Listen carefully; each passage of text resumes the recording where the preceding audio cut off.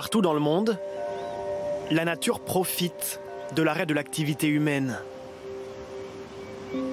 Au Chili, un puma se moque du couvre-feu dans les rues de Santiago.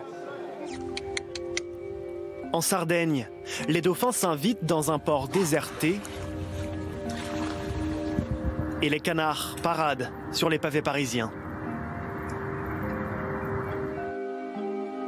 Paris libéré de ses voitures, fini les embouteillages. La ville respire, moins 60% d'émissions d'oxyde d'azote. Une baisse de la pollution bien visible sur ces images satellites. Le monde s'est mis en pause, pas l'industrie du pétrole. 80 millions de barils continuent d'être consommés chaque jour, contre 100 millions d'ordinaires. Et pourtant, certains pays promettent d'augmenter encore leur production. Le 6 mars dernier, les pays producteurs de pétrole s'étaient réunis à Vienne pour s'accorder sur une baisse de la production. Or, le 6 mars, ce sommet a échoué parce que la Russie a refusé les propositions de réduction de la production faites par l'OPEP. Et lorsque sur les marchés pétroliers, les traders ont appris, comme le monde entier, l'échec de ce sommet du 6 mars, les prix ont baissé encore plus.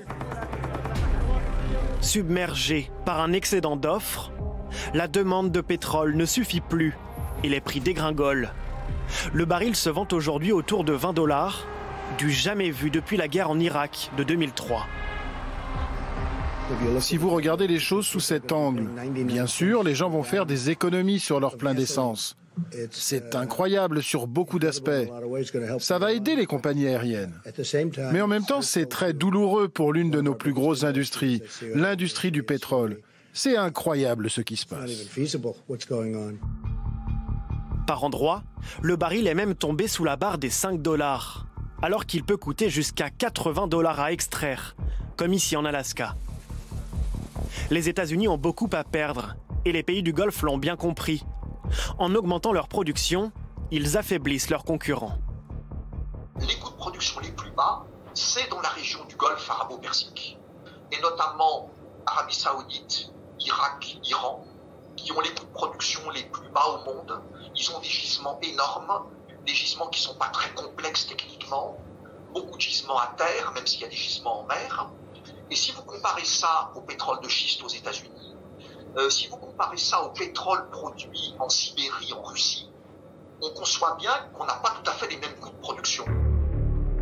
Pour accentuer encore la pression, l'Arabie Saoudite vient d'augmenter sa production de 600 000 barils supplémentaires par jour. L'or noir coule à flot, les cuves sont pleines et les producteurs stockent désormais leur pétrole sur des supertankers qui sillonnent les océans en quête d'acquéreurs. Le pétrole, au cœur d'une nouvelle guerre commerciale, aux conséquences imprévisibles pour le monde.